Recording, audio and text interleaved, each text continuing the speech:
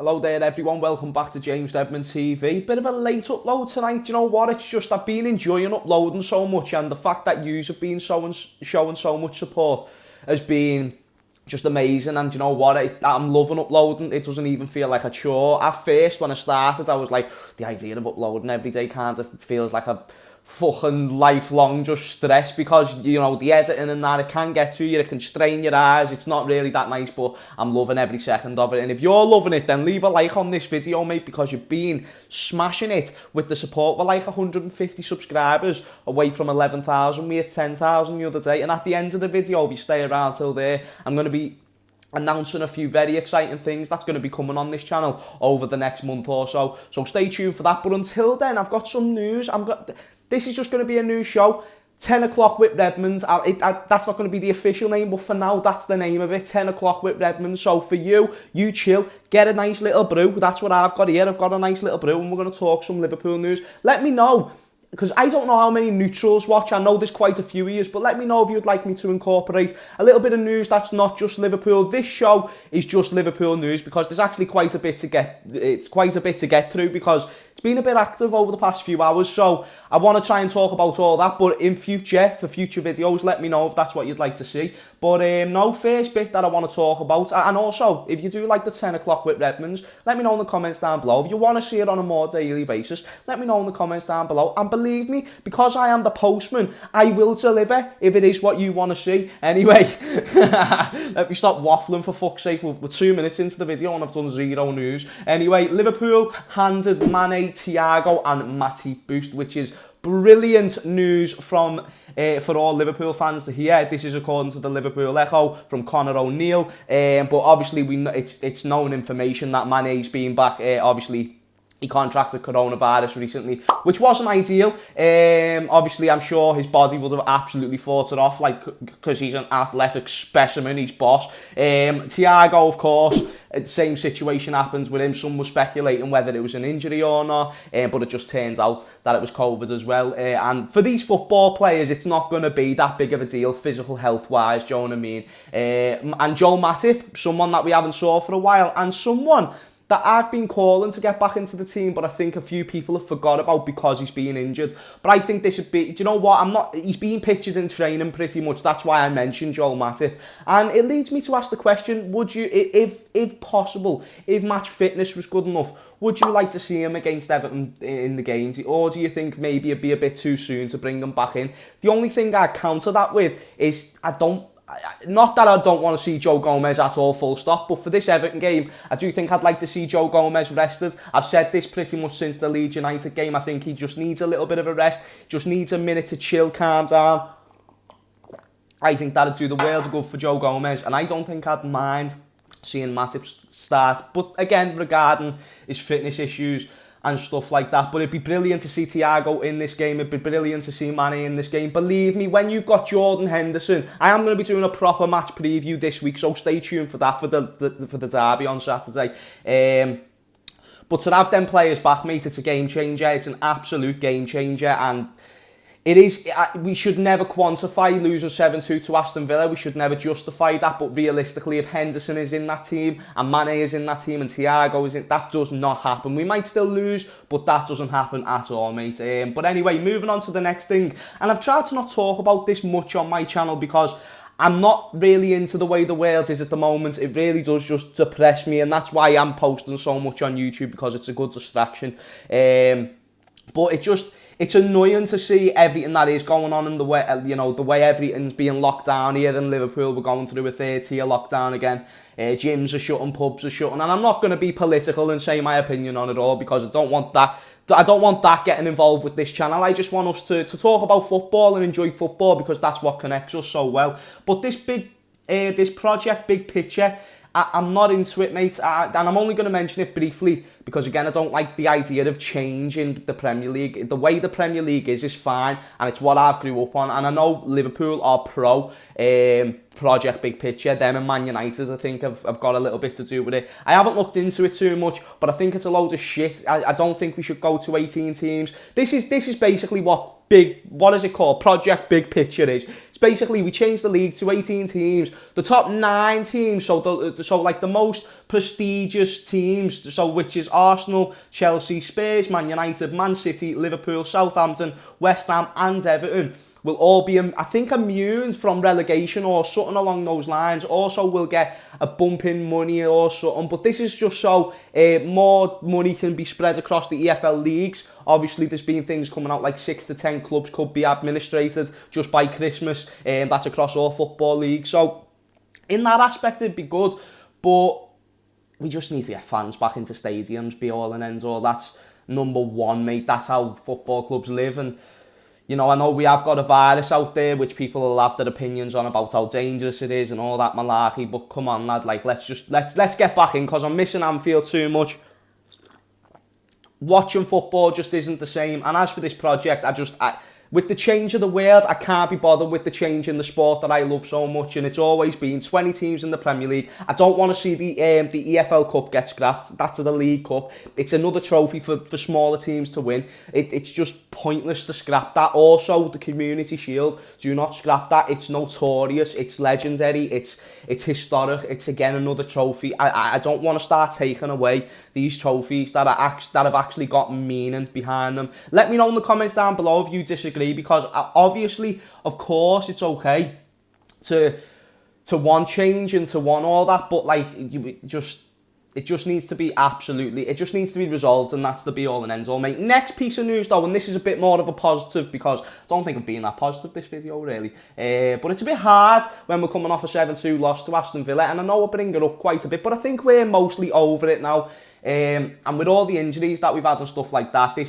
in fact, you know what, I mentioned about the injury people coming back like Matip and all that. That's a bit of good news, but here's a bit of just a little bit of happiness to bring into your lives. Thiago rejected Barcelona. So it says here, Barcelona reportedly failed in a last-minute bid to re-sign Thiago Alcantara, because obviously he used to play for them, from Bayern Munich in the summer. According to The Guardian, Barca tried to hijack Liverpool's move for their former player, but they failed to persuade. The 29-year-old played 100 times for Barcelona's first team, winning 2 La Liga titles, 1 Champions League and 1 Copa del Rey.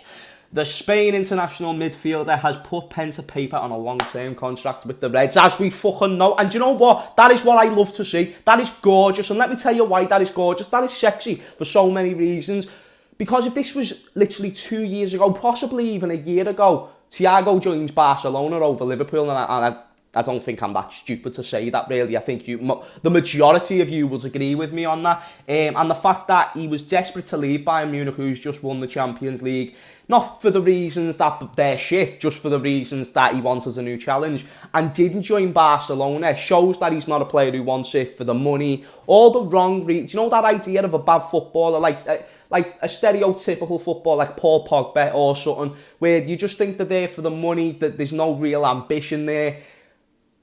None of them vibes come with Thiago, mate, and I think we can all agree on that. I think non-Liverpool fans can agree on that. Let me know in the comments down below that, because that's a brilliant piece of news, man, and I absolutely do love Thiago, and like I said, we saw him for 45 minutes of football, mate, and just look how much we all love him. We've already got a song for him, and I just can't wait to see him play in Anfield when we're all there, because he's going to get us off our feet for sure, mate. Caray has been talking recently about his Liverpool future, about what his future could hold. Obviously, he's out on loan at Union Berlin. Hopefully all goes well for him there, because he didn't have a great load spell at Besiktas. He had a torrid time at the end of his Liverpool reign as well, after what was actually going to be a fairly decent season. But he's just basically talking about here in this quote that I've got from a German reporter, basically saying that he doesn't know. It hasn't gone well for him since the final, which is fair enough,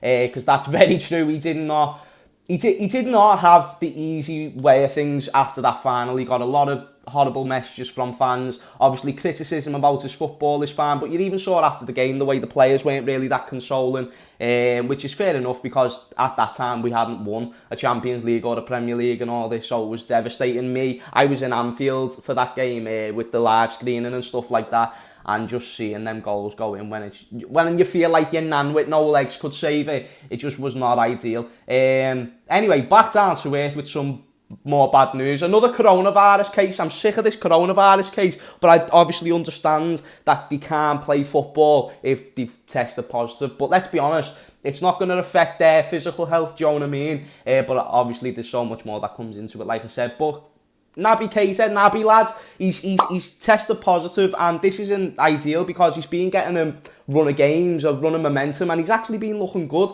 I feel like he's been adapting well into our team, and with the absence of Henderson and Thiago, obviously the Aston Villa game is a massive exception, but he's done well. He's done sound. He played sound against Chelsea, played sound against Arsenal. I haven't had a problem with it, and you know what? We could be looking at what is a future starter for Liverpool in Naby Keita with all these with James Milner getting older, with Gini Wijnaldum being linked away to Barcelona still, with his contract still not being resolved. He could be a really important part of this squad. And I actually want to ask you a question, and this is just for a bit of fun. Shout out to the Coppish TV lads, because this is what inspired me to ask this. With Oxlade, let me ask you a question. Right now, if you could have either Oxlade-Chamberlain or Naby Keita, but only one of them, and it would guarantee that none of them would be injured for the rest of their Liverpool career, but you could only choose one, who would you choose? Because when you think about it, Oxlade-Chamberlain 7-18 was boss, and since then he hasn't been able to re-pick up that form because of his injuries. And recently, Naby Keita's came into the team. Obviously, Naby's younger by quite a few years as well, but he's came into the team looking impressive. But I asked that question because a lot of people seem to be split. I asked a few people on my live stream on Instagram before, and people was split. People was very split about who to choose. But so let me know in the comments down below who you would go with. I'd probably choose Naby Keita just because he's younger, but Oxlade-Chamberlain was looking like an absolute beast in that 17-18 season, and obviously the front three was amazing. Even last year, and we forget last year, Oxlade-Chamberlain was the top scorer midfielder outside not even top scorer midfielder, our top scorer outside of the front three, which is just, it's unbelievable when you put it in that perspective, absolutely unbelievable. So buzzing about all that. And then the last thing I want to talk about in this video, I can't even find the article, but basically Liverpool's goalkeeper coaching staff have been speaking out about Kelleher, about how ideally he would be on loan, but because Liverpool need 3 good goalkeepers, that's what he said in the quote, good goalkeepers. Let's say 1 world class and 2 hypothetical sound goalkeepers on their day, and which comes very rarely. I'm being nice, I'm being generous, trying to end the video on a positive. But basically, he was possibly hinting that Kelleher could be getting more first-team football this season. And I mentioned this in I can't remember what video it was, but one of my recent videos. Do you want to see Kelleher start against Everton? Because I don't know if Adrian's ready for this game. All the memes are out and everything, and I just don't know if he's ready for this game. And the Jack Butland rumours have seemed to die down a little bit. Other things, like we've been in touch with Ben Foster, I saw something about that. I don't think there's no substance there, so don't take that with any substance. But, you know, doesn't look like we're going to sign a new goalkeeper. We've just signed that 17-year-old kid who looks like he's probably going to be boss. But there's just a mad situation with Liverpool and their goalkeepers, mate, and I don't know what to do. But one last thing that I want to ask you in the comments down below before I end the video, for a bit of fun. I asked you the Naby Keita Oxlade-Chamberlain question before. Here's another one. Adrian or Mignolet? Mignolet when he was at Liverpool. Let me give this in perspective. I'll give you my opinion. Put it in the comments now. Put your answer in the comment right now before I explain, because I don't want you to just copy me. I want you to give your honest answer, and then I'll see if I can change your mind if we disagree. I say Mignolet's better than Adrian because yes, he weren't great with his feet, and yes, I think statistically they had a fairly similar mistakes made, and Adrian arguably had a worse defence at West Ham. But what I want to offer to you is, do not say Mignolet did not make some world-class saves over his time at Liverpool. He made some world-class saves, and you cannot deny that. You cannot take that away from me.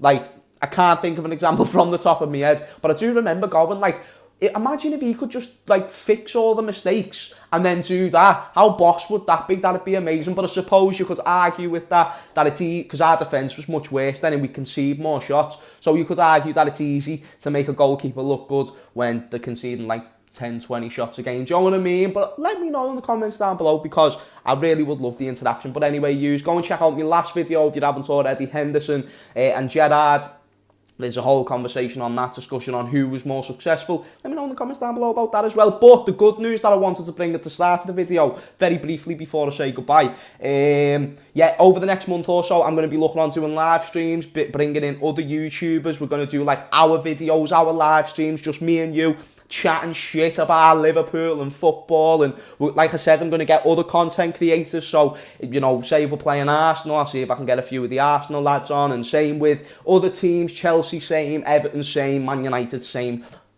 You know what I mean? But even same, but obviously we'll still do these one-on-one videos. These are not changing at all. But I want to start interacting with you more, but like actually live and talk to you, because I feel like that'd be boss mate, because I'm always commenting back in the comments, but you've always got to wait for you to reply. So it takes the piss, but that's one thing. And also, I was going to keep this quiet, but I'm going to be getting an Elgato soon. Therefore, FIFA 21, Liverpool career mode, you know it's coming your way. I'm going to try and start that soon. Let me know if there are things that you want to see, because there are things that I want to bring, as well as the content that I'm bringing out now. I've just whacked my elbow on my bin, because my bin's right there, and that just weren't ideal because that hurt. But thanks one for watching this video. Let me know let me know about everything that I've talked about in this video, all that good stuff that I've just mentioned then. And again, thank you so much for the support, because it means the absolute world. But if you haven't already, and I said at the start of the video, like the video and subscribe if you haven't already. So if you haven't done that, then disgrace to yourself. But if you have watched to this point, which you must have, if we're looking at each other, nice one for watching. I appreciate it. Thank you. Bye-bye. I still haven't got good at outros. I'm shit, man.